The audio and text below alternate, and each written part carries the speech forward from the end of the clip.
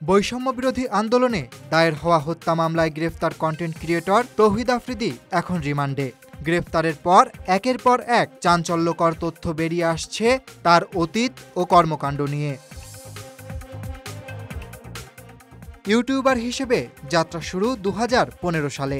মাত্র এক বছরের মধ্যে তৌহিদ আফ্রিদি হয়ে ওঠেন দেশের অন্যতম আলোচিত blogger.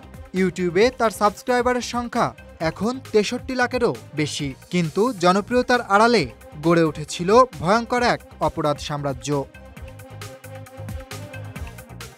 Content creator Tanvir Rahi ও সালমান মুক্তাদিরের মতো কাছের মানুষেরাও মুখ খুলেছেন আফ্রিদির বিরুদ্ধে।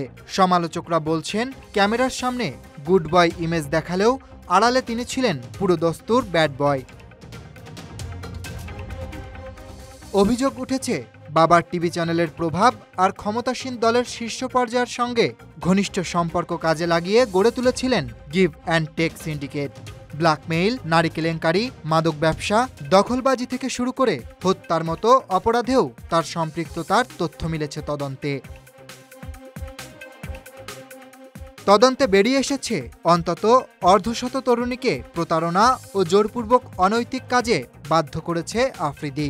প্রতিশ্রুতি দিতেন বিয়ে কিংবা মডেল বানানোর, কিন্তু শেষ পর্যন্ত পরিণত হতো নির্যাতন আর ব্ল্যাকমেইলে।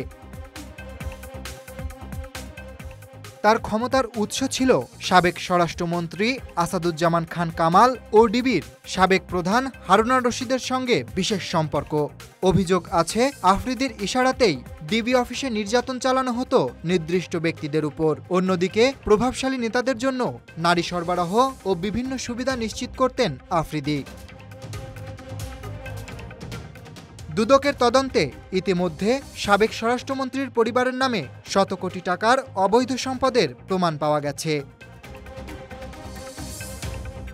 এছাড়া মুনিয়ার সঙ্গে আফ্রিদির সম্পর্কেরও আলামত পেয়েছে তদন্ত সংস্থা। আফ্রিদির জব্দকৃত মোবাইল, ল্যাপটপ ও হার্ডডিস্ক থেকে বেরিয়ে আসছে নতুন সব তথ্য। ভুক্তভোগী নারীরা একে একে মুখ খুলতে শুরু করেছেন, যা তদন্তকে করেছে আরও জটিল ও চাঞ্চল্যকর। কেবল নারী কেলেঙ্কারি নয়, টাকা ও ক্ষমতার নেশায় জড়িয়ে পড়েন তৌহিদ আফ্রিদি। চাঁদাবাজি, জমি দখল, নিয়োগ বাণিজ্য ও মানি লন্ডারিংয়ের মতো কর্মকাণ্ডেও যুক্ত ছিলেন তিনি।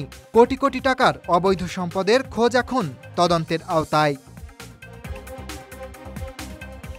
একসময় তরুণদের অনুপ্রেরণা ছিলেন যিনি, তিনি এখন আতঙ্কের আরেক নাম। গ্রেপ্তারের পর ভেঙে পড়েছে তার প্রভাবের দেয়াল। গুড বয় ইমেজের আড়ালে লুকিয়ে থাকা ব্যাড বয়ের এই কাহিনী ইতিমধ্যেই বাংলাদেশের অপরাধ ইতিহাসে এক নাটকীয় অধ্যায় হয়ে উঠেছে।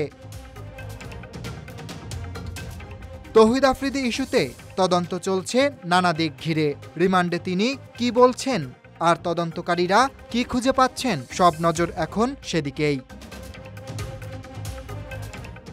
Desk report, Dhaka express.